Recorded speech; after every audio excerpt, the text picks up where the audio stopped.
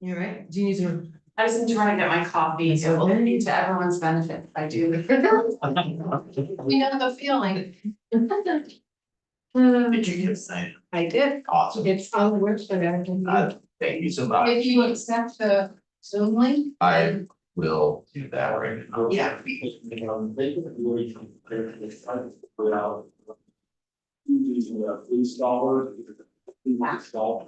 That's good. Yeah, I just left it in time.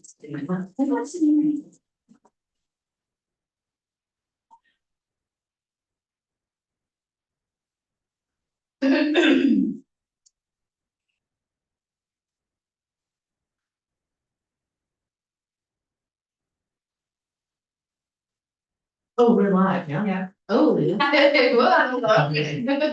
Sorry. It's okay.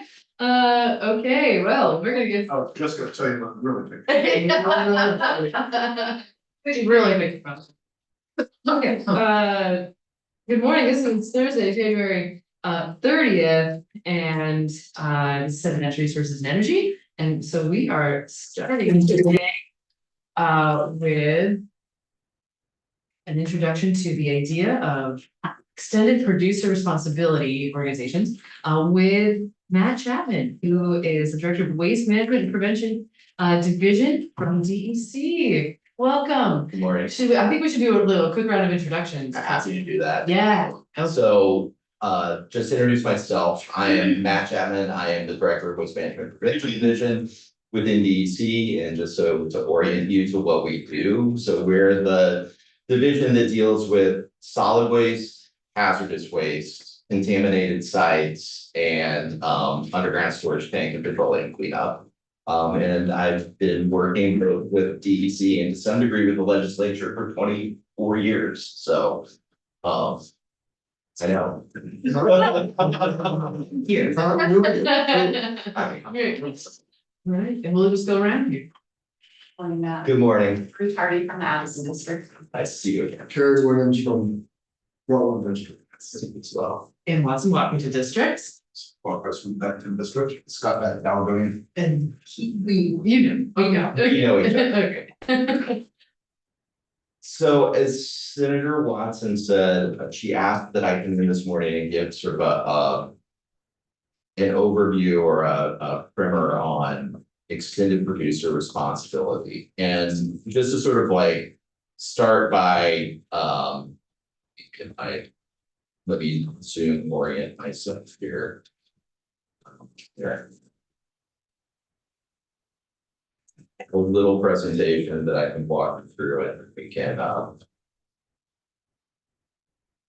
answer any questions. But basically, extended producer responsibility is there. Screen sharing. It's presentation mode. All right. Hello.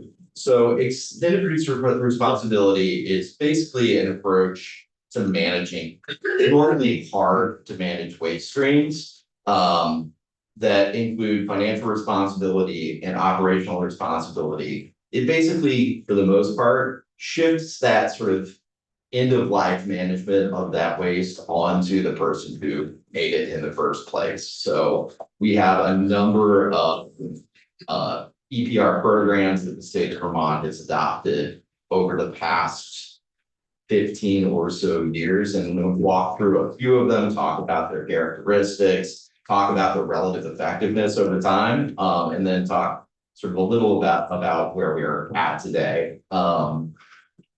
So just broadly speaking, we have 5 EPR programs that are currently effective: electronics, thermostats, paint, mercury bulbs, and batteries. I'm going to go through each one of these and sort of talk about them individually and sort of talk about some of their attributes. So there are different ways you can sort of design and run an EPR program. And I'm going to say I'm going to start with sort of the last one, which is I'm calling it full EPR, right? Which is there is the way most of our EPR programs run. It is where we create something that we normally call a stewardship organization, which generally speaking is a nonprofit that is administered by the manufacturers of the hard to manage waste stream. And then they are responsible, the manufacturers are responsible for creating a collection network, funding that collection network, managing the transportation of these hard to manage materials after they've been collected from consumers, and then properly either recycling or disposing of the material once they've collected it. Generally we look at these programs to raise awareness, be convenient, make sure that things are managed safely, and to the extent we can, recycle them. So the two other types of programs that exist in Vermont are a state-run program. So basically, I'll just pause and say that that's it, and I'll talk about it when we get to the e-cycle program, the e-waste program, and then an advanced consumer fee or eco fee program, and we'll talk a little bit more about that when we get to the paint program. So the first program I'm going to talk about is mercury thermostats. It began in 2010. It is it's unique from the standpoint that it has a bounty. It's a bounty program. So and basically what that means is the people who collect the thermostat, when they take them in and have them recycled, they get a $5 bounty on that thermostat. So that program's been in effect since 2010. It was incredibly effective. Mercury thermostats are being phased out in favor of non-mercury alternatives. So as you would expect, as time goes on, the number of thermostats that are being collected by this program decrease. And then just so folks are aware, the collection sort of network takes place at solid waste management entities. So that's your municipal transfer station or other collection location. It also takes place at retail for thermostats. How do people know about that? When I think about going to our transfer station, if I didn't know about this green legislature, I would have no clue that they take thermostats, for instance. Well, Separately. sure. I mean, each one of these programs has sort of a program plan that's associated with it that has an education and outreach component that is also associated with that. I don't know the specifics off the top of my head for each one of the plans and how they conduct outreach on the various programs. I know there's a lot more outreach, say, for example, on the e-cycles program that the state administers, and we have PSAs that we put out and other sort of like media-based outreach. I know districts perform a function of doing outreach on all of these programs and also just through their general outreach to the members that are in that district. I'm not sure about thermostats, though. It's one that I have not seen collateral for. So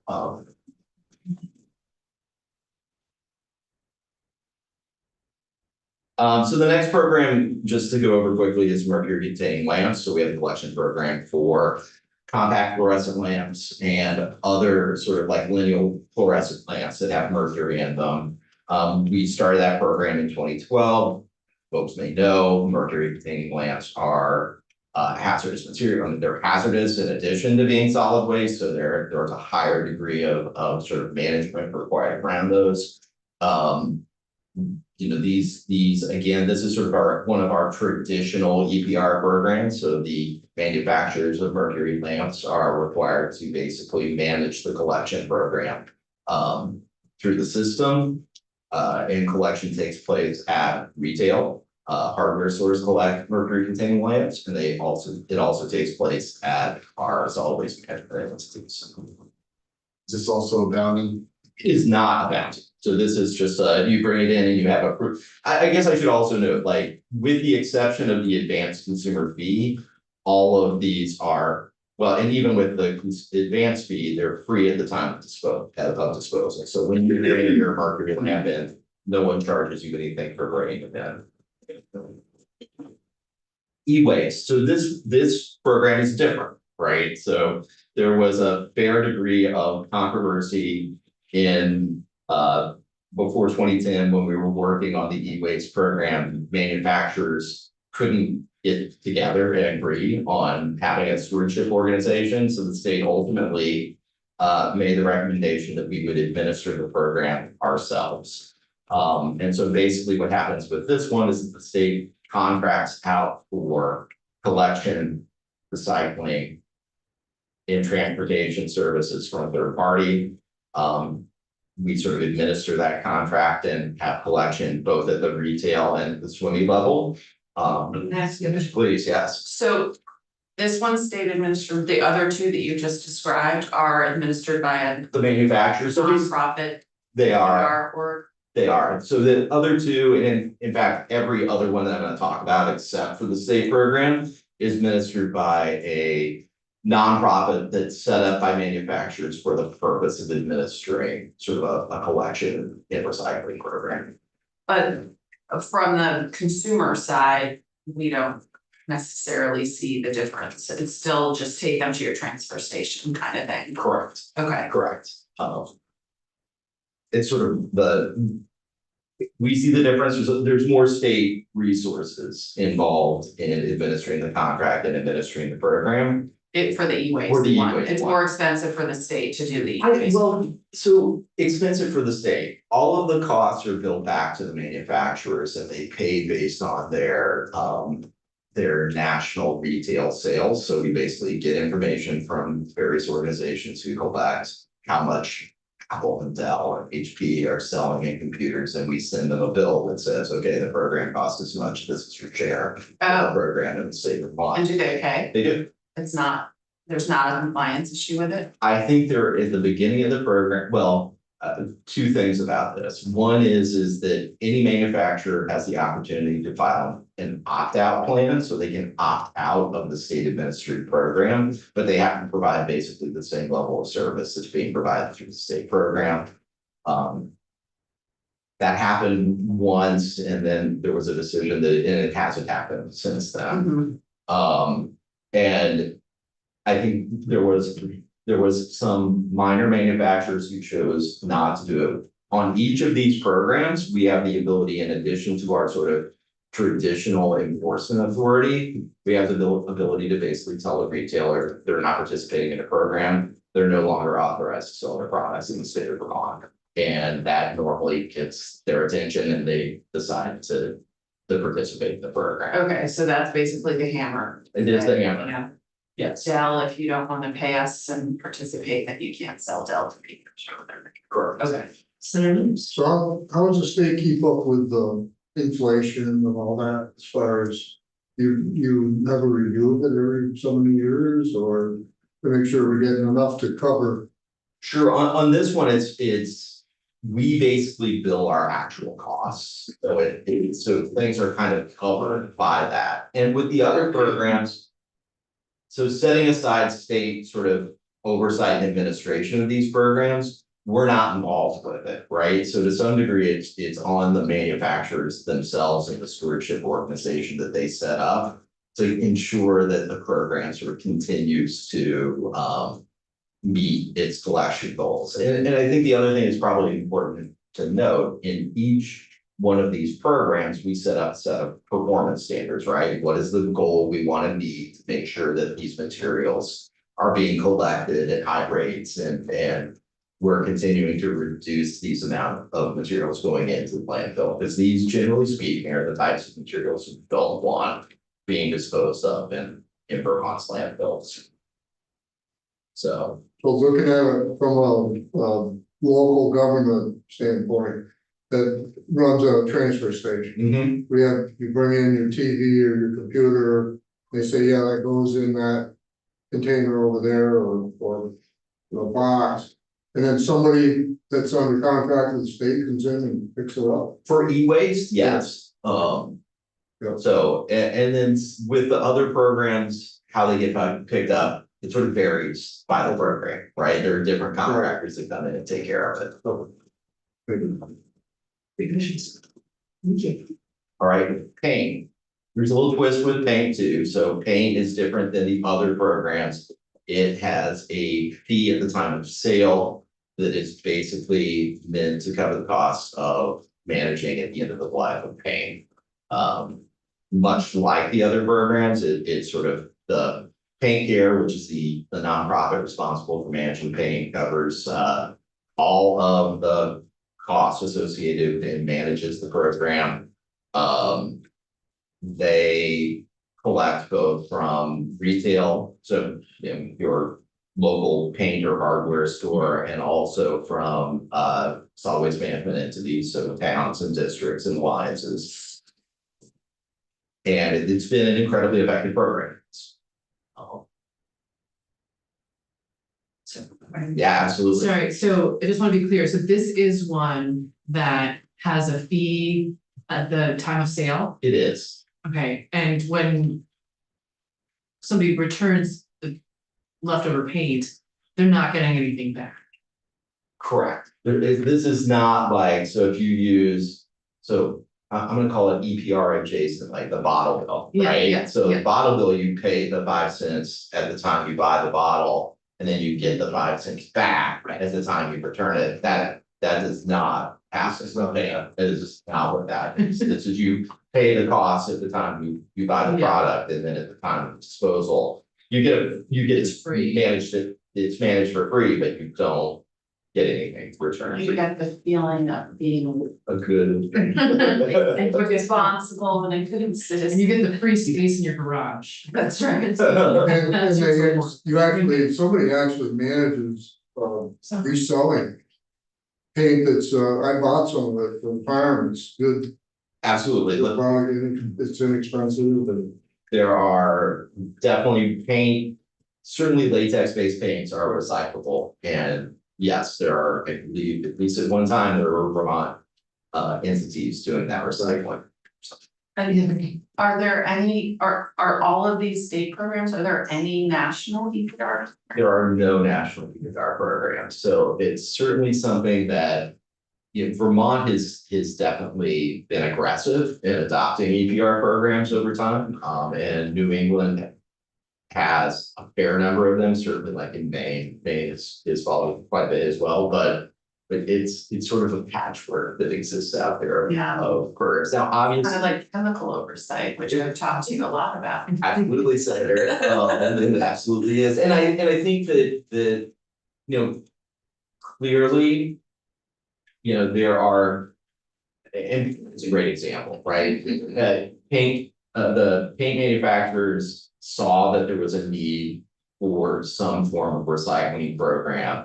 And they basically adopted their own sort of model of what they wanted to see. And then they basically came into state agencies and legislatures to sort of advocate for a consistent approach across multiple states to deal with the return of these products. So that, and that is, I think more businesses who manage problem hard to handle materials are seeing that it's better for us to deal with it ourselves than otherwise. So, Great, thank you. all right. I think this is sort of the last big program that is currently being implemented. Batteries. So, you know, alkaline batteries have been covered since 2015. And last year you expanded this program to require manufacturers of rechargeable batteries to also be covered by the program. And the rechargeable goes up to, I believe, sort of the small rechargeable batteries that you can find in things like lawnmowers or your weed whacker, right? That doesn't go up sort of beyond auto. And then we were asked to study looking at EV batteries and other sort of larger scale batteries. But basically, again, the recycling program takes place at retail and at swim meets. And it's another one of those industries behind the program. They're looking to use sort of a model approach to dealing with this. Did you say swim-dies? SWMEs, sorry, solid waste management entities, which is the A&R speak for how we say municipalities, groups of municipalities who've worked together and ones that have actually formed their own solid waste district, which is in of itself a municipality, but we kind of lump everybody into this bucket of solid waste management entities, and they're the ones who are sort of our on the ground planning organizations who are doing the education outreach and assistance. And in some cases, like Rutland or Chittenden County, they provide incredibly good services to the community. In addition to that, as far as having facilities that private or public facilities. that they No, provide. no question here, yeah. The green, does that include everything from car batteries to AAA batteries? It does not. So when we say primary batteries on this, it really means your sort of what you would think of historically as a disposable, like AA, AAA, or C batteries. Car batteries are AAA. The car batteries are actually not included in this at all. Car batteries take well, right, you have EV batteries, which are incredibly specialized, right? And it takes a little bit of skill to deal with those. And I think the other issue is you have lead acid batteries, which are again different. So. Oh, yeah, the question, go ahead. Thank you. Like Interstate Battery has they actually recycle and sell these recycled lead acid batteries Absolutely. at a discount, so. There you go. It's good. All right, and I think, yes, so that's sort of the conclusion of my set presentation. Just to sort of give folks sort of a where we're at and where we're headed as far as EPR is concerned. So 3 years ago, 2 years ago, 3 years ago, you passed extended producer responsibility for household hazardous waste. So that's it's a huge cost to SWMEs, who are required to offer either a permanent household hazardous waste collection location or multiple events to collect household hazardous waste during the year.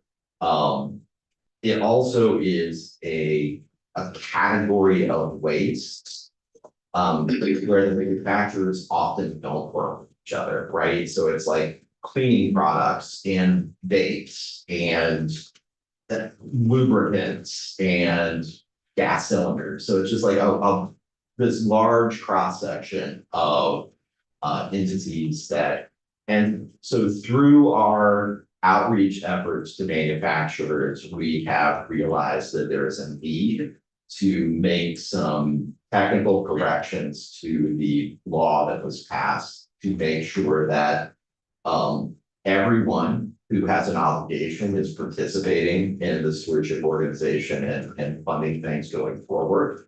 And that we're fair and equitable and can enforce what is going on. So I'm working with trade associations for various products and hope to get something soon on how that will clean that up. I guess the other EPR program that we're in implementation of, and I sort of mentioned it, was the rechargeable portion of batteries law. And so again, to foreshadow, there are as part of that, we were asked to do a report on EV batteries and batteries that are difficult to manage, embedded batteries. And both the states of Washington and Illinois are doing similar studies, but on a different timeline. So our technical corrections bill is going to ask that we sort of align our timeline so that we can all work together and not do the same work, pay for the same work multiple times. So I guess just sort of to close, I know there's probably there are a lot of larger EPR concepts that are out there. Tires, printing, packaged and printed material, and other things that people have an interest in. I guess I would encourage the committee that we're from a staff perspective, pretty busy with trying to get what we have passed implemented. And while, especially when we're dealing with and I guess I would say, especially with packaging and printed material, if there's an interest, there's a lot of planning and stakeholder involvement and data gathering that might be useful to both the agency and the committee that we could help sort of create process around, but I guess I would encourage us not to embark on significant new programs, just in light of some of the agency resource constraints. Thank you. It's very diplomatic. Nice job. Question, I wanna go back to EPRs, just generally speaking. And, thinking about sometimes there's a bounty, sometimes there's an upfront charge. Sometimes you get money back, sometimes you don't. Is there, so I really have two questions. One is there a sort of like a underlying philosophy or logic to when you have an upfront cost and when you don't, when you get money back and when you don't? If it's all just like, this is what passed and it was just in the moment, you know what I mean? Like, if there's no logic to it, that's okay. But if there is some logic to it, that would be very helpful to know, I think. And then maybe I'll save my second question for, Second? yeah. I mean, I guess I would say that I think that what I would call the base program is manufacturers are responsible for dealing with hard to manage products at the end of their life, right? And the part of the rationale around that is it gives an incentive to manufacturers to make them less toxic, less hard to manage at the end of their life, right? So that there's an incentive on the product design and product sale to make them completely usable and less toxic, easier to recycle or dispose of. And then you will have, frankly, during the legislative process, people will come in with their ideas on specific programs and what they would like to do, which is why you see the variability in the different programs that we have. And I mean, sometimes it's a situation like with e-waste where the manufacturers were saying that we needed every e-waste manufacturer needed to have a special and unique program, and they didn't want to work together and they didn't want to provide any consistency to consumers. And said, well, that doesn't work from a state objective standpoint, so we're going to do something different. Versus, paint care came in and they said that the original legislature embraced that approach, right? So I don't think that there's a sort of a philosophical tie that ties. Okay, that's fair enough. One, and also it makes sense to me that, especially if there are systems that exist in other states and like this is working and that as a precedent is helpful, or at least, to have that consistent for an industry, I imagine would be helpful. Second question is, just thinking about the costs to Vermonters. One hypothesis is that I don't know if you can say with any of this with any certainty, but one hypothesis is that EPRs have ultimately saved Vermonters money. Another hypothesis is that it has increased the cost for the people who are actually using and consuming that product, and thus is not shared across people who are not using that product. Is there anything you can speak to about that? I guess I would say that certainly the cost of managing these difficult to manage waste streams. Historically, before EPR programs were borne by municipalities, and by virtue of that, by municipal property tax rates, right? And so these programs reduce the burden on municipal collection of these hard to manage wastes.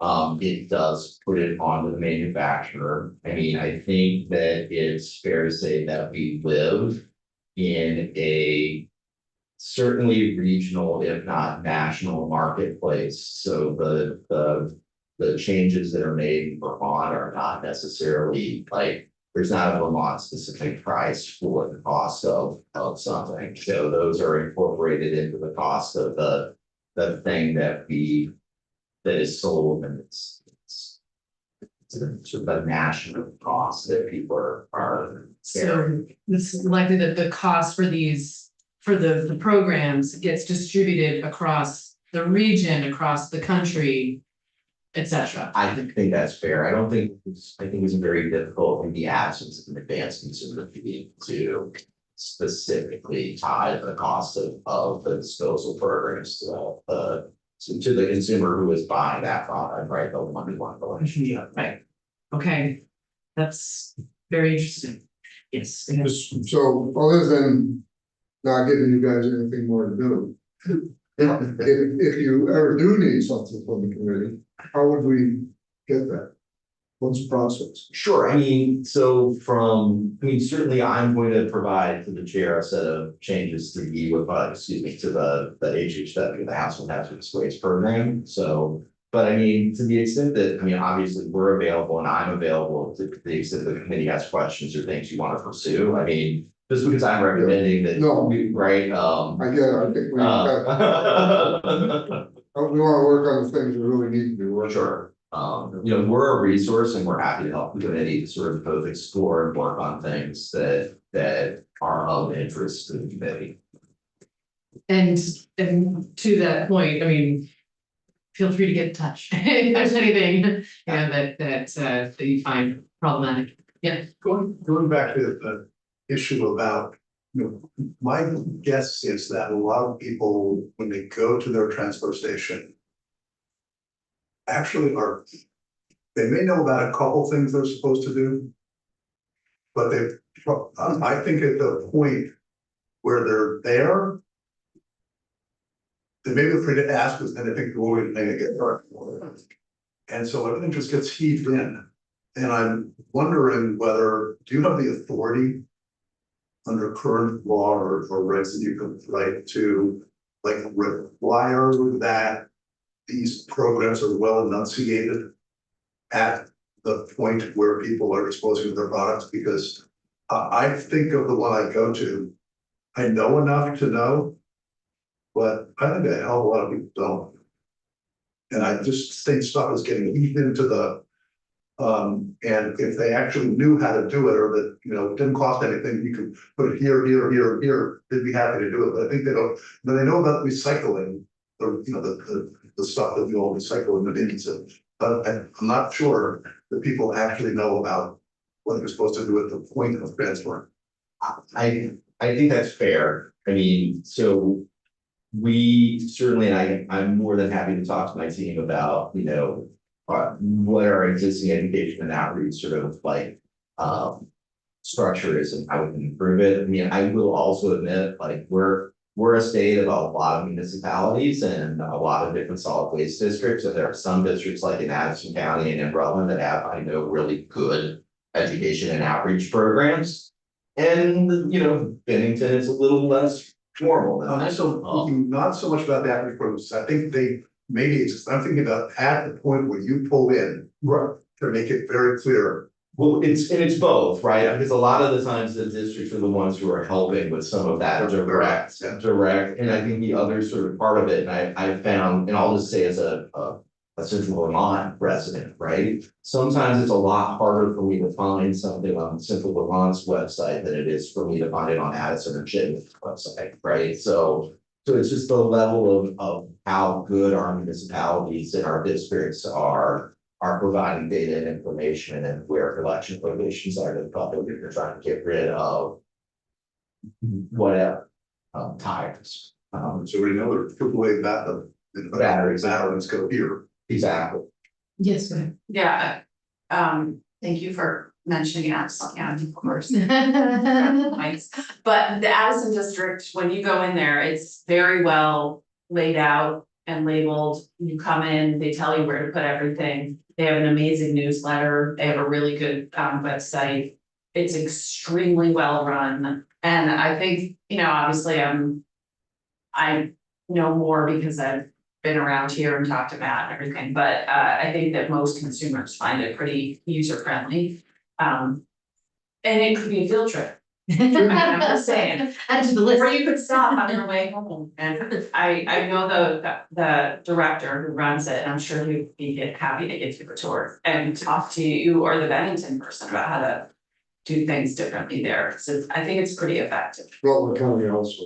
Yeah. Agreed, Yeah. right? And we've all been to the Rutland County solid waste. But I do have a question Oh, yeah, go ahead. about enforcement. Mm-hmm. So we ban plastic grocery bags. Yes. And then all of a sudden, you know, all these nonprofits are sending us grocery bags. That, you know, they're not something that you use once and throw away either. How do we know, how does the state know that those things probably made in China? Cause they're gonna buy them whatever they can, it doesn't have PFAS, doesn't have red dye in it. All these things that we've outlined, how do we know? And they come through the mail. So there's no way that we can enforce that. So I will say that the single-use plastic bag ban has been incredibly effective. It's like a litter control mechanism, which is what its primary purpose is, right? I mean, it was really intended to get. I think single-use plastic bags are hard to manage. You ever go to the landfill in Coventry, historically, they would fly around everywhere because they get picked up by the wind. So it has done an amazing job. I mean, my team has data that shows that Vermonters responded incredibly well to this regulatory change, right? Multi-use plastic canvas. I mean, I think the challenge is that the types of materials that are out there run the gamut from relatively innocuous to less so. And at least at the moment, that's not something that we. It's not a good idea.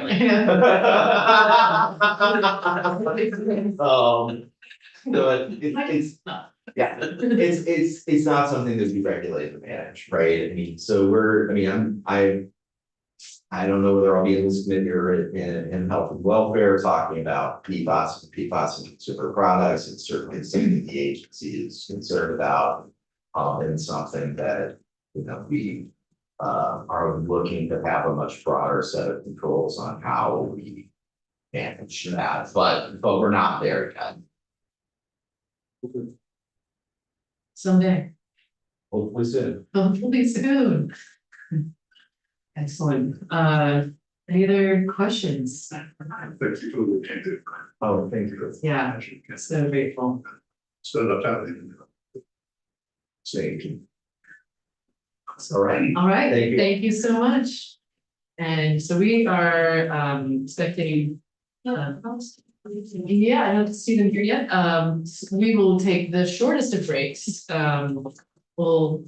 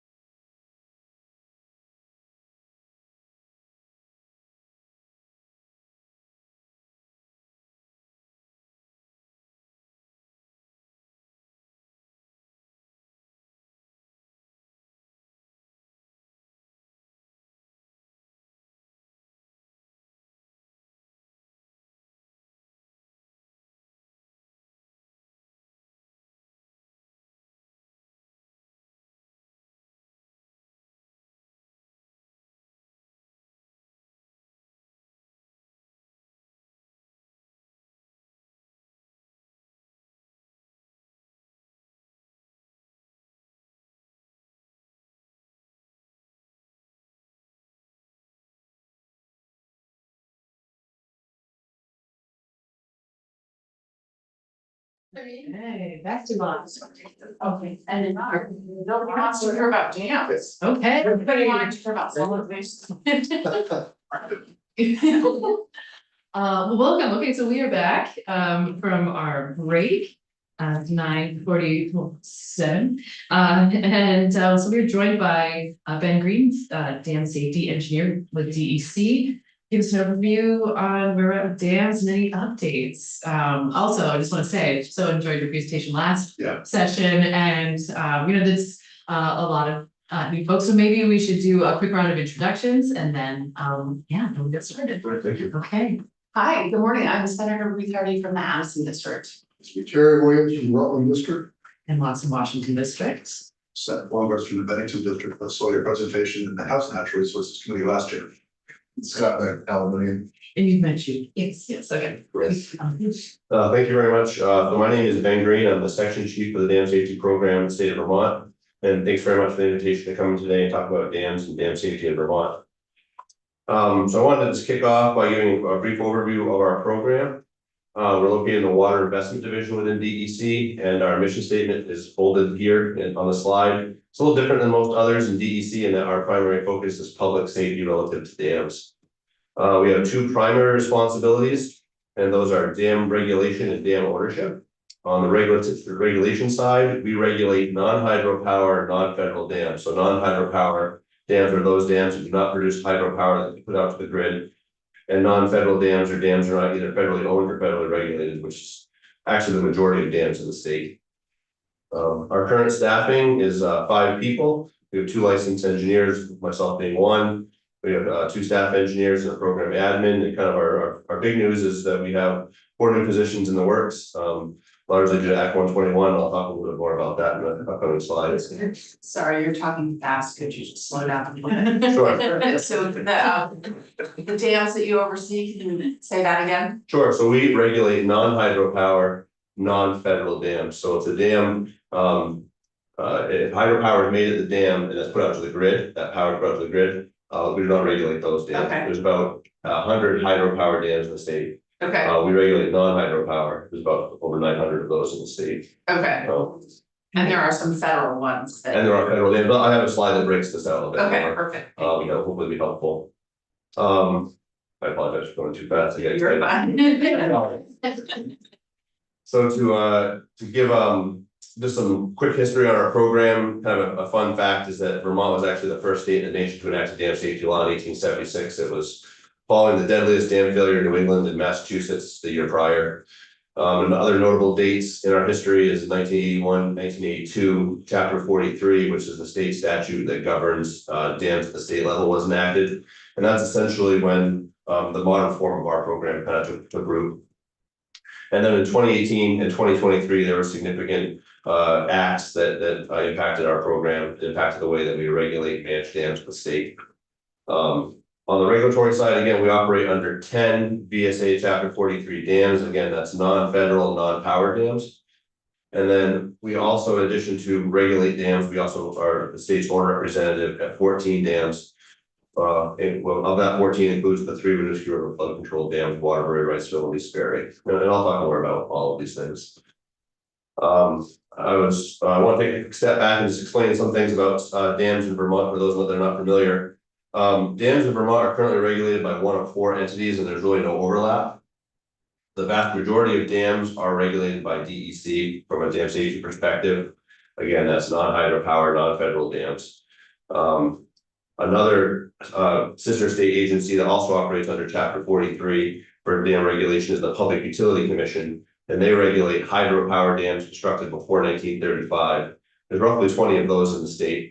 And based on Act 121, they're actually getting out of the dam safety regulation business by 2028. So in a few years, the Public Utility Commission will no longer be on the slide as a dam safety regulator, but at the moment they still are. And then we'll move up to the number 1. Yeah, some of those dams will go to number 1. Probably a few of those dams will go to number 3 as well, which is the Federal Energy Regulatory Commission, which is a federal entity that regulates hydropower dams constructed after 1935. And there's some very general statements about 1935. There's a few other elements that go into whether or not a dam is regulated by FERC. There's about 80 dams are regulated by FERC. And then lastly, we have what are called federal dams. Those are dams owned by the Corps of Engineers, the National Park Service, or other federal entities. Those federal dams are actually self-regulated by that federal entity, so we have no jurisdiction over those dams. Oh, question. Like examples of where are there lots of them in Vermont or just? Federal dams, Yeah. there's about 26 in the state. I mean, all of the Okay. Connecticut River flood control dams that the Army Corps manages, Ball Okay. Mountain, all of those are federal dams for which Okay, the Army Corps owns, manages, and self-regulates. Okay. As examples, there's several other examples like Forest Park, the US Forest Service owns a few small dams on federal lands okay. as well. And none of them produce hydroelectric, they're all. A few of the, I believe a few of the Connecticut River flood control dams do have power producing element, so are regulated, at least the power producing element is regulated by FERC. I also want to take a minute to talk about hazard potential classifications, which are the way that all dams in the state are classified by the potential for losses downstream of the dam should that dam fail or there be an emergency event or a dam failure. So all the four hazard potential classifications are listed here. They're in the dam safety rule and they're also in compliance with the National Dam Inventory. They range from high, significant, low, and minimal. A high hazard dam, in short, is a dam that if the dam were to fail, it would result in probable loss of life. Meanwhile, on the other end of the scale, you have a low hazard dam, which is a dam if it were to fail, no loss of life would be expected, and property losses, lifeline losses, environmental losses would be pretty minimal.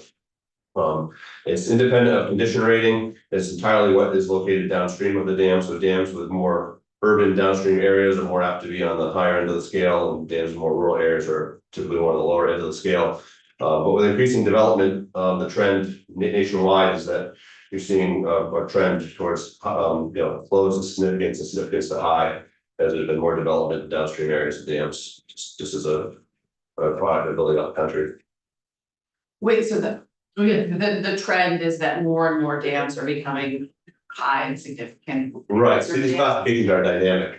It's no fault of the dam owner if the housing development goes in downstream of the dam. That previously was maybe a low hazard dam on a farm in the middle of nowhere, now has a housing development in that hayfield downstream. That dam goes from a low to a high hazard potential. And So that, is called hazard creep, where over time development occurs downstream that raises the risk of the dam.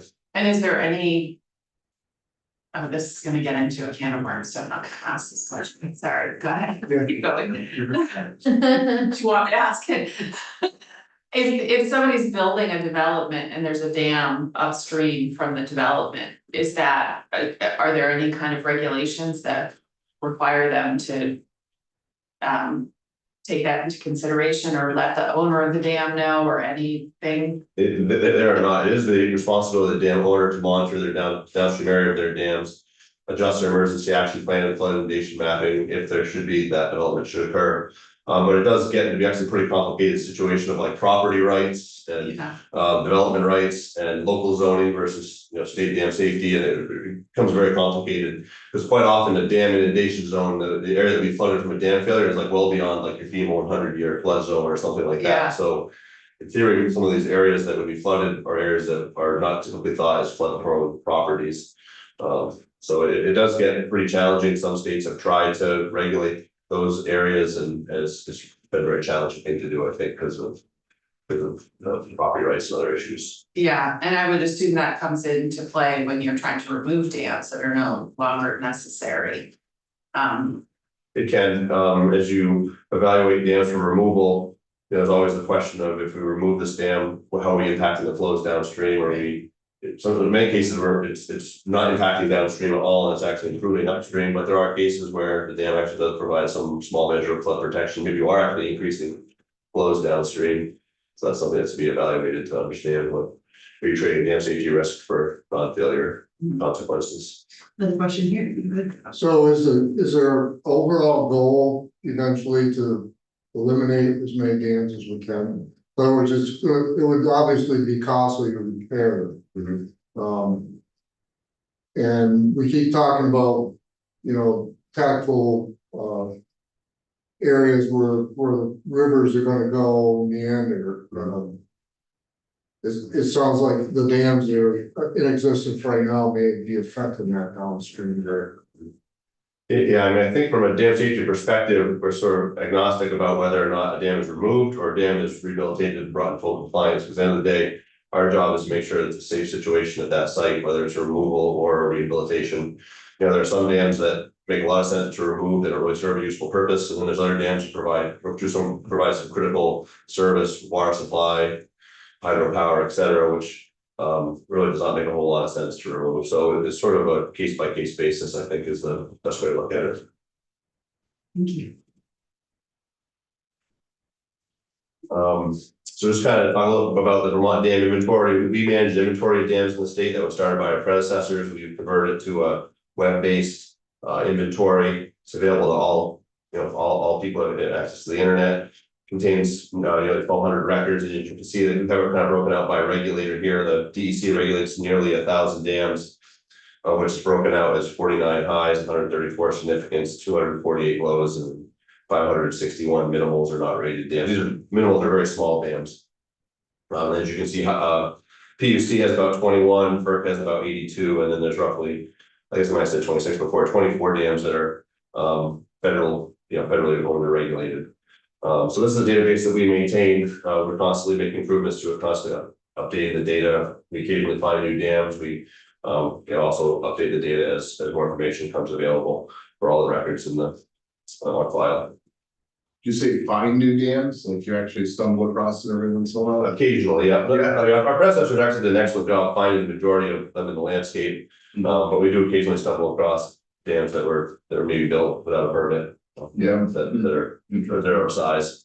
But we found one this past year, we found one this past year for the first time in a couple of years. Yes, Is it fair to say you may have sort of, are the number of dams in Vermont going down? Fewer than we did 10 years ago or 20 years ago? Probably the net number would probably say somewhat, some are being removed over time, or some additional ones are being found. Probably at the moment, it's probably staying somewhat level, I would say. When I started here, I don't think we even had 40 high hazard dams. So if the ones we regulate, we're more dams are becoming high. The significant number, I think, used to be 110, now we're at 130. So we are seeing that we reevaluate these dams to have the classifications So higher. finding it was up. So let me ask the question differently. Are more being built? Are we building new dams? Very few are being built. Really, the only dams that are being built are offline stream dams that scare us for snowmaking purposes. Building new dams on stream is against basically disallowed by the water quality standards. So construction of new major dams on a perennial stream is harder. Okay, What one more about question. agricultural ponds that, more than an acre? Mhm. So do you get involved in that actual downstream concerns about that? Chances are most of those really small agricultural ponds would fall into the minimal category, for which are like the least regulated dams. They're usually very small earth embankments with very small impoundments behind them. So from a risk standpoint, they're very low, so we don't put our limited resources very heavily on those kinds of facilities. Super, thank you.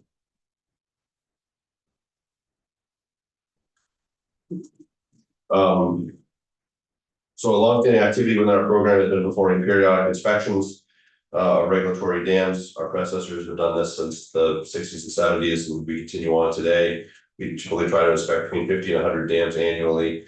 The purpose is to perform visual inspections and assign a condition rating to the dams. The rulemaking has been performed to date, has assigned a schedule based on hazard potential classification for how often dams receive this visual inspection. For high hazard damage every 2, significant hazard every 5, and a low hazard dam every 10. And it's a good opportunity for us to get out in the field, inspect the dams, and provide recommendations to owners on how to bring their dam in compliance. This has been the primary way that we've kind of been in the, we've regulated historically through our inspection programs. Other regulatory administrative programs that we have are our registration program, which is basically an annual fee that's charged to dam owners that own dams capable of impounding more than 500,000 cubic feet. You can see the cost schedule on the slide. It was designed in 2015 to provide additional funding to our program, and if we are able to collect, annually our full amounts, it gives us about an additional $130,000 annually. For pretty common across state dam safety programs. Most states have some form of registration program. So really no different there. And then a newer initiative is reporting dams in the land records. This is a requirement that came out of Act 161. It requires us to eventually make sure that all dams in the Vermont Dam Inventory are reported in the local land records. Really the design for this program is to help current dam owners as well as new purchasers of land in which a dam is located to really understand the requirements of dam ownership. This last year, we built a standard operating procedure for doing this. We managed to record all of our own dams that are now working on reporting additional A&R dams and also working on high hazard potential group of dams we regulate, and with the goal within a few years to have essentially every dam in the BDI reported. Another longstanding function of our program has been dam orders for permits. They're required for new construction, alteration, rehabilitation, removal of dams capable of impounding more than 500,000 cubic foot. We usually receive several, up to 5 per year.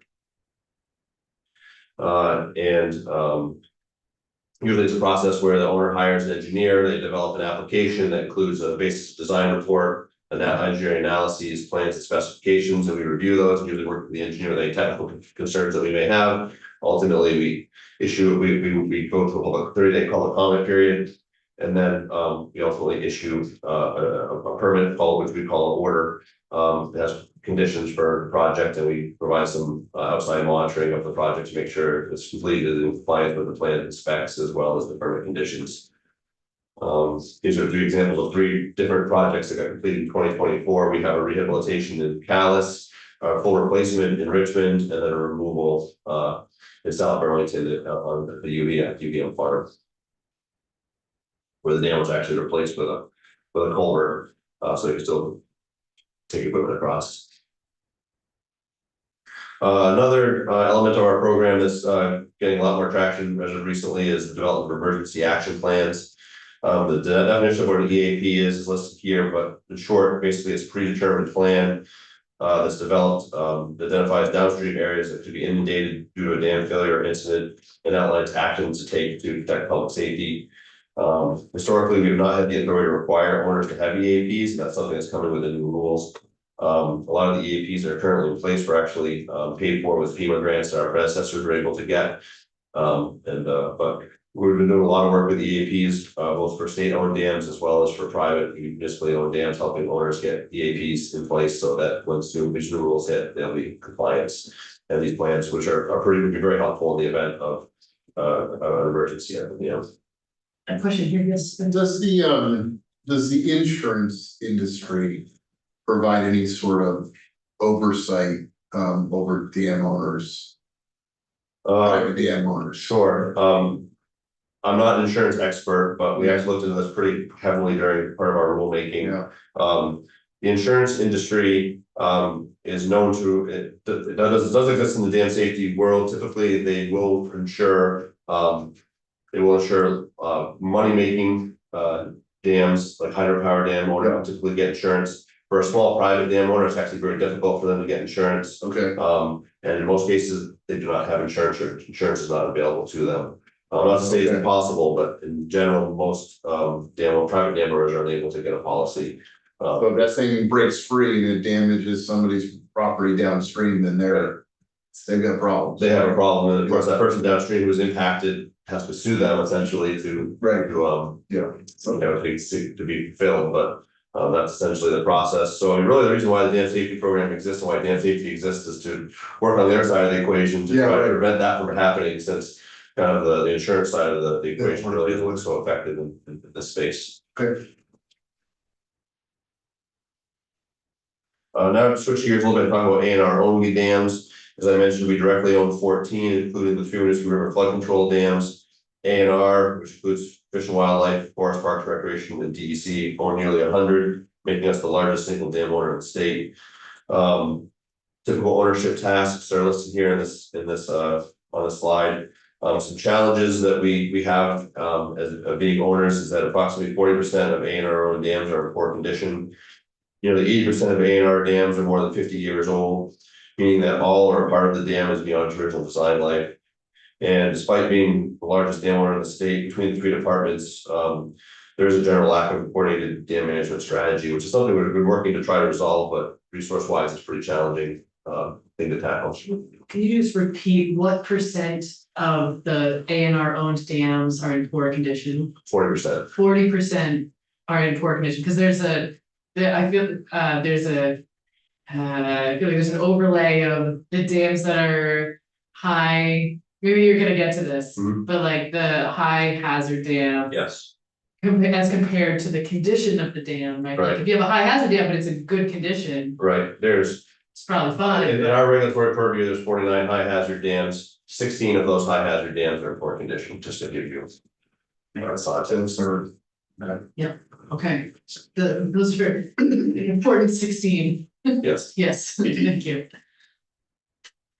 So the high interest assets that ANR owns in our dam portfolio are the 3 Windows River flood control dams. These dams were built by the Corps of Engineers following the 1927 flood.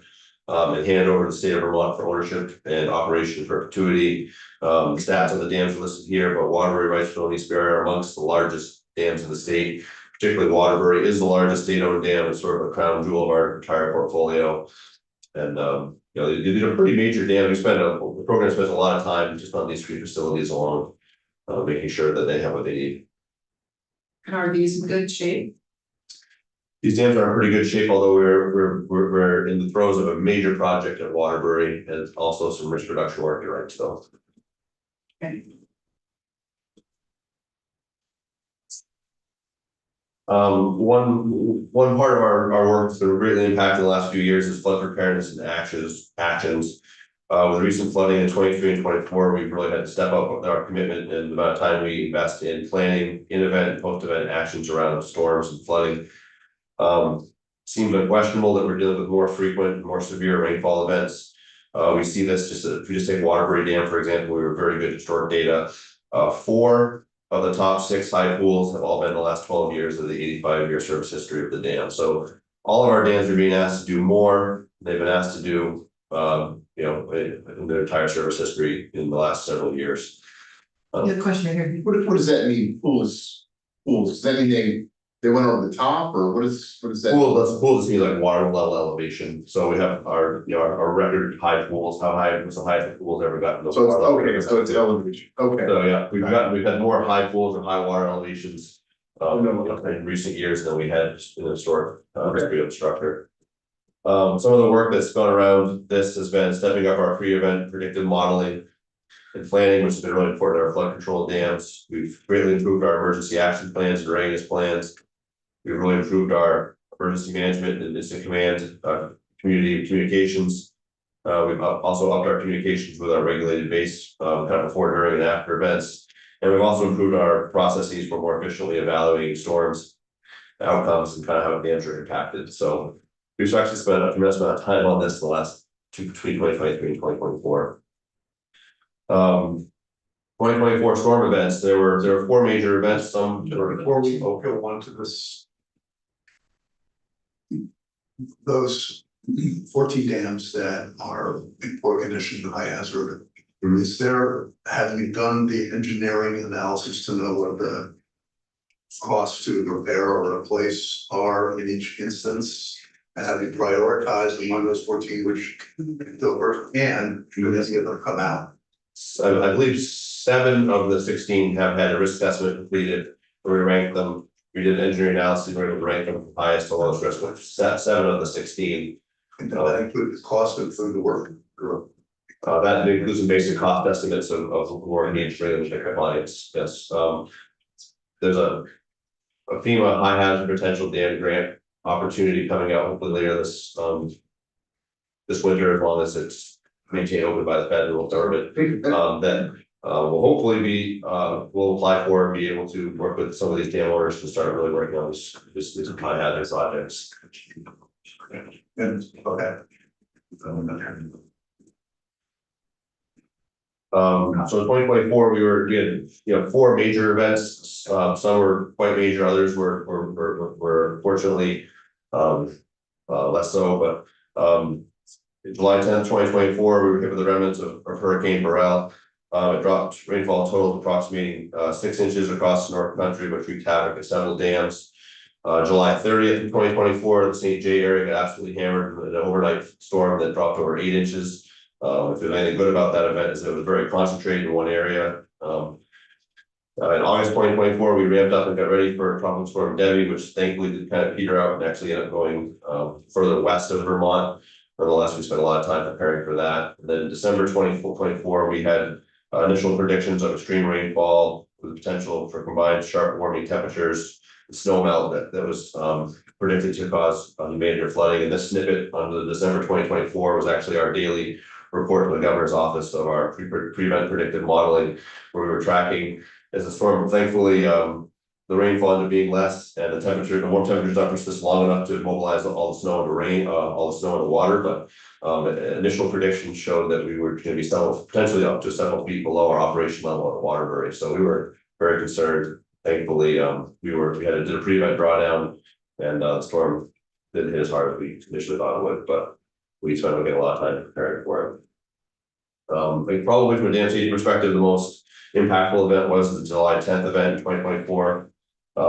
We were able to really target, there's a band in the North Country spanning from west to east where the rainfall totals were the greatest. We performed 30 inspections of dams in this zone, designated by the red polygon. Several dams did overtop and were damaged, but we had no observed or reported failures. Harvey's Lake Dam, Lower Dam, and Noise Dam are examples of dams that did have damage and were overtopped. Most notable would be Noise Pond Dam. That's actually a DEC owned dam. And of all the flood events we've had over the last 2 years, it's the most damage that a dam that we owned received. The entirety of the dam was overtopped by several inches of rain, causing erosion and sinkhole development in the embankment.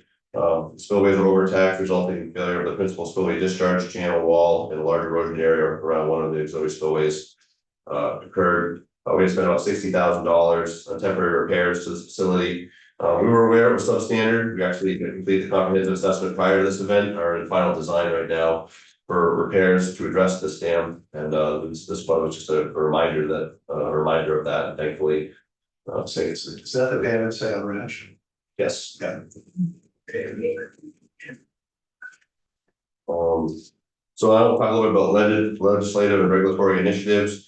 Following the flooding of 2023, Act 121 passed, that in addition to providing staff also required several new initiatives. Kind of some of the more major ones are posted here, where the DEC is required to post all inspection reports on the Vermont dam inventory publicly. We were required to put together an emergency operation plan study.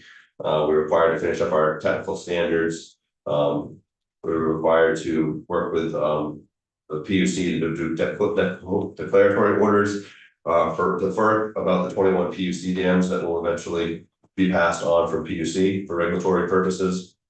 And we're also required to work on rulemaking for a state revolving loan fund, which is very, very important and exciting. And are you on schedule with all this? Somewhat, yes. A lot of work there. Yeah. So just to kind of pick through a little bit, we have posted all of inspection reports to the Vermont dam inventory as required. This is a screenshot of the inventory. If you click on that link and shuffle to the documents tab, you'll find the most recent inspection report for any dam in the state. If the dam has an emergency action plan, it's posted here. If it has inundation maps, it's posted here. And in many cases, also there's some pictures of the photographs of the dam as well. So that requirement has been fulfilled. This is publicly available data. Anyone with internet access can access it. We have stood up the Emergency Operations Committee. In Vermont, there's no county level government or coordinated emergency management services. Per statute, emergencies are handled kind of within the municipality with some state support, but for large, well-funded communities, this works. But for a lot of small rural communities where many dams are located, this is a hardship and a major gap. So few dams in the state really have a viable what's called emergency operations plan, which is if the dam were to fail, how the local emergency management would manage that emergency. This is largely due to limited capabilities, funding, and staffing. So to work on this issue, the legislature required us to set up this committee to study that. We have so far had 3 meetings. We've reviewed the emergency action plan process. We've reviewed the emergency operations plan, dam annex, and local emergency management planning process. Our next step to study some examples where this is actually a very good effect in the state to see what people are doing right, and then with the goal to develop a report with recommendations and costs and how we can learn from those where this is being done well and do it well everywhere. Great. And that particular part of it is on track to be done on time and everything. Well, technically, I think it was supposed to be completed. Things are supposed to be complete, Oh, okay. but the way the funding and the committee didn't line up at the time, so I think, you know, we're a few months behind schedule, but it's moving forward. Great, thank you. Probably the biggest update, most exciting update from our standpoint is, you know, with the flooding in 2023, some near misses, acknowledgement of our program's current limitations, and development of a detailed staffing plan using the FEMA Model Dam Safety Program. We were provided with 4 new positions for Act 121. For anyone fill those positions, that will bring us to a staff of 9. Historically been a very small program, everyone's done a little bit of everything. Since we're really staffing out here, we've divided our program into 3 service areas: a regulatory EAP area, a technical services group, and a project management group. I can report that under the regulatory and emergency action plan group, we have the analyst hired, and they're due to start February 24th. Under the project management group, we have that position hired, and they're due to start February 10th. Fortunately, the 2 engineer positions that we have been unsuccessful in finding one to date, but we're still working on that. Hopefully, we'll find someone good to fill a position soon. Other requirement is the rulemaking requirements. The outstanding technical standards, which unfortunately have been delayed largely due to a lot of the flood response work we've been doing and some other program priorities, but we're restarting that. The phase 2 rules include technical standards for inspection, design, permitting, construction, emergency action planning, as well as detailed engineering requirements.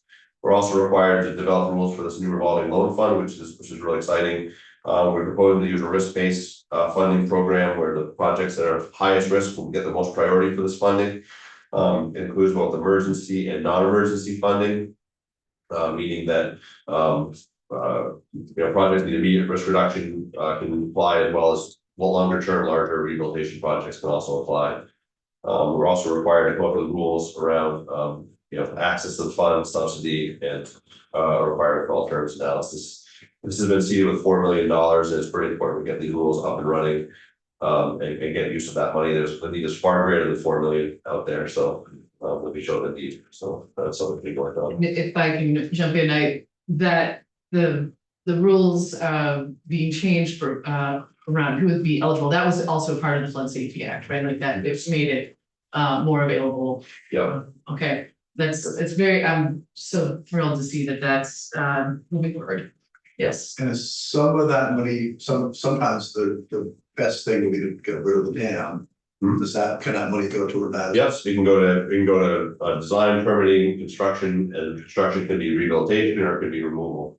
So it's we're trying to keep it open in general and ability to do whatever reduce risk most effectively. Do you look at whether the dam, a lot of these dams, I'm just hypothesizing here, but I think, the 100 dams, whatever, half of them don't make any sense. So you wouldn't be giving money to rebuild a dam that makes no sense. Is that true? Probably not, no. So again, would be risk-based prioritization. So if we had, say we got 10 applications, we would look at, the highest risk projects would get the project, and so. But sometimes you could say those higher risk projects, get rid of the dam. Yeah, someone would, potentially, it kind of depending on, the owner does have some ability to decide how they want to manage their facility, but okay. Just to talk about a few other initiatives we have going on. I think I'm probably running out of time. Do you want me to keep going? I think we're okay. Okay. How many more slides do you? Just a few. Okay, I think we're okay. This is accurate. Yes. Okay, all right, super, yeah. Just want to talk about a few other major initiatives we have going on. Probably the biggest project we have going on is the Waterbury Dam Spillway project. This is an ownership project. Again, probably the biggest initiative we have ongoing. The project's been around since the early 2000s when the floodgates at Waterbury Dam experienced jamming due to concrete deterioration. Subsequent structural analyses of the gates at that time determined they only be operated 75% of their design capacity. So we've been operating the dam ever since at basically 75% of its design load. Current project is estimated to be $80–90 million, split between federal and state funds. We're working again with the Army Corps of Engineers New England Division, and the project includes replacing 2 of our small floodgates with new floodgates, rebuilding our large floodgate, replacing the pedestrian bridge with a vehicle bridge, widespread concrete repair and replacement throughout the spillway. And placement of a concrete splash pad in the discharge area, which is that blue, kind of signified by that blue sheeting on the photograph, to address bedrock erosion. Schedule of this project is the modification study is nearly complete, will be completed in the next few months. Design scheduled to start later in 2025, and construction could be as soon as 2027. New project elements during the work, unfortunately, we're gonna need to do a significant drawdown of 30 to 60 feet for a couple year duration. We need to be able to provide commensurate levels of flood protection during the project as we can with an optimal spillway. In order to do that, we need to make capacity on the upstream side. So fortunately, there's going to be a long drawdown. The environmental assessment for this work was recently went public that the Army Corps put out, and that's available. Well, and then kind of going in parallel with this project is since we're going to do this drawdown and we're going to be operating during this project through our tunnels and our penstocks for several years. We've been doing a tunnel and penstock evaluation project to better determine the condition of that, and that's the image on the right here. This year we did a pre-entry to start that work, and next fall or this fall 2025 we'll be doing a more detailed inspection and doing some evaluation of the tunnel and penstocks, make sure there's no issues there before we so singularly rely on them for the path water for the next few years. Other initiatives, active work with state-owned dams. We've taken a more active role in helping Fish and Wildlife and Forest Parks and Recreation for their dams. We did a A&R owned dam high significant hazard dam risk assessment that kind of racked and stacked the 18 high significant hazard dams in the state. Our goal is to have state projects in various phases. We have one dam in the actual construction phase. It was supposed to actually be done last year, but unfortunately the flooding, the contractor had to leave to do emergency work, wasn't able to finish the Carmi Dam. That'll be finished this year. We have rehabilitation design ongoing at Noise Pond Dam that will move to construction hopefully in the coming years. And then comprehensive assessments are kind of the first step in determining what needs to be done. We have many of those going on right now, listed here. We've also been using available funding to get other engineering work done, like geotechnical explorations at the dams and doing emergency action plan updates. And at Wrightsville and East Barrow, we're also getting ready to undertake some decent geotechnical and internal erosion studies that were flagged as part of the risk assessment. And so we're going to kind of evaluate if those are really issues or not, which we'll go soon. And then I think lastly, another major initiative that we've been going on that's been very time consuming has been the Green River Reservoir Dam and Dike study. Our Green River Reservoir Dam and Dike is owned by Morrisville Water and Light. It's currently FERC regulated. The dam is 360 feet long. It's 100 feet tall, making it the tallest concrete dam in the state. And due to water quality regulations imposed by FERC relicensing, Morrisville Water and Light claims the site no longer is economically viable. The area is surrounded by a state park and it's the largest undeveloped shoreline in the state. Legislature directed the dam safety program to study the possibilities of the state taking ownership of this dam from Morrisville Water and Light. And we've been working with a private consultant to do that. The scope is listed here. It's due for completion in July of this year, with really the last piece of it being an alternative analysis that looks at all the pros and cons of state ownership, takes into account dam safety, future and present costs, recreation and environmental impacts for decision makers to, I guess, make an ultimate decision if it makes sense for the state to move forward with potentially taking ownership of this. That's a good question. So you said that it's not financially viable to continue to operate the dam? Hydropower. Hydropower. Is that because the maintenance costs are sort of outweighing the value of power? And because historically they've, as I understand, historically they've done a 10-foot winter drawdown there, and they've made power as part of that drawdown. Yeah. As part of the new rules, they're no longer allowed to do that drawdown. Okay. So that they're running at a much lower rate, and like Got you. that is actually something we do have a power producer on our team, and they are evaluating that to see if they come to the same conclusion, but it is. And also, sorry. Yeah, the economic viability of this site is borderline, and so Morrisville Water Light potentially interested in no longer owning it, yet there's significant state lands that are impacted if something happened to it, so. Well, and at 100 feet too, Yeah. that's a significant dam, and Oh, it's country dam state. yeah, I imagine it would be. I don't know if the removal of that dam seems. I can't really wrap my head around that.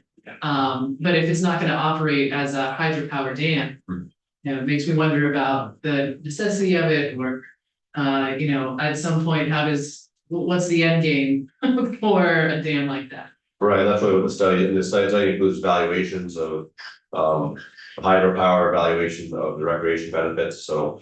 You know, hopefully decision makers can have all the information they need to decide if it makes sense to state to have the right, Okay, thank you. so. That was what I had. That's great. I have one further question for you. I think I've had some conversations with, legislators about, the rules around drawdowns ahead of extreme weather events, and just wondering if there's an easy way to talk about like, what are the rules? You know, if we know that a storm is coming, how much are people allowed to draw their dams down? How's that? It sort of depends on the facility of the. This does sort of happen somewhat at a lot of facilities across the state, particularly hydropower facilities that have a operable band. They will quite often pull the water level down to the lower part of their permit, which is usually like a foot or two lower than normal. It does maybe happen a little off the record at some other facilities around the state. I've also seen that legislation that I've asked you an opinion, but I haven't had a chance to review it in detail, but I think. In concept, maybe there's some benefits to it, but there's a lot of nuances and challenges to it as well. That if you have less sophisticated dam owners and less capabilities, less understanding what you're doing is gonna be a benefit. Sounds like a topic for further discussion. I would say. Okay, super. Any other questions? Thank you so much. Thank you. Yeah, really so delighted with all the work that you were doing. So, Thank you. super. So it's 10:30 and we do have some folks here, but I'm wondering if we can take a quick break before you. We had a brief break